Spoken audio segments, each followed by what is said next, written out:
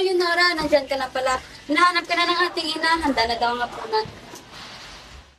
Umiti ka na naman mag-isa dyan. Baka lumalala na yung karamdaman mo, ha? Ate naman, pagbiro ka talaga. Basta, kahit anong mangyari, nandito lang kami, ha? Tara na mga anak, kakain na tayo! Mga anak, may pupuntahan kami muna ng ina nyo. At baka gabihin na kaming mabalik. Opo!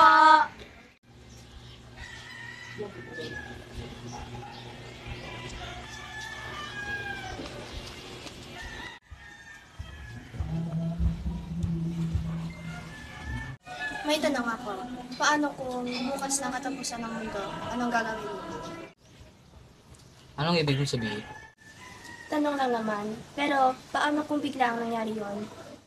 Siguro, hindi ako matutulog at uubusin ko ang lahat ng oras na titira kasama ka. Okay lang ba? Oo, okay lang ako. Alam ko na, kung bukas man magiging katapusan ng mundo, bakit hindi natin simulang gamitin ang natitirang oras?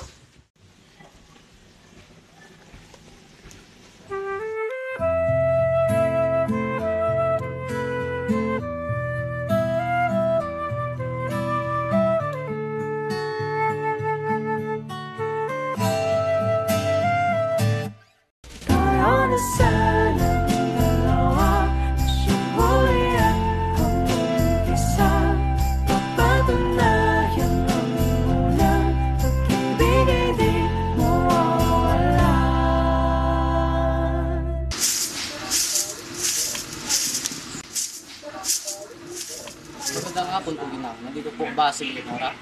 Oh, magandang hapon, Ginoo. At sino naman kayo? Oh, ba't na pa rito kayo? Sila yung mga kaibigan ni Leonora, ina. Nandito po ako para humingi ng pahintulot na ligawan ng anak niyo, si Leonora.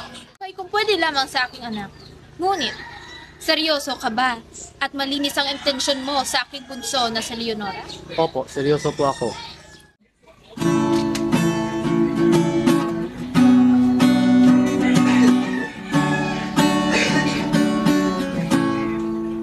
Kamu si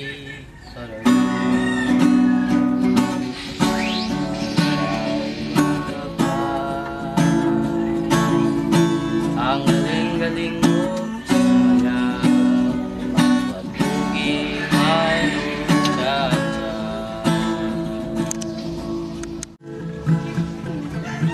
Pwede ba kitang maging kasintahan, Leonora? Oo, Rafael, oo. Magkahawak ang ating kamay at walang kamalay-malay na tinuruan mo ang puso ko na umibig ng tunay. Rafael, malala na ang sakit niya at hindi niya na ito nakayanan. Itong huling sulat niya bago siya na maalam.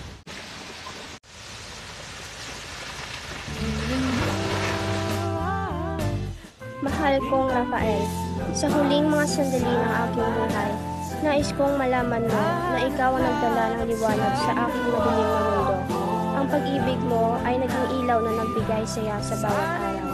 Hinding-hindi ko makakalimutan ang ating pinagsamahan. Salamat sa mga masasayang alaala. Paalam, aking sinta. Nagmamahal, Leonora. Hindi niya nais na paalam sa'yo na may sakit siya kasi mahal ka niya.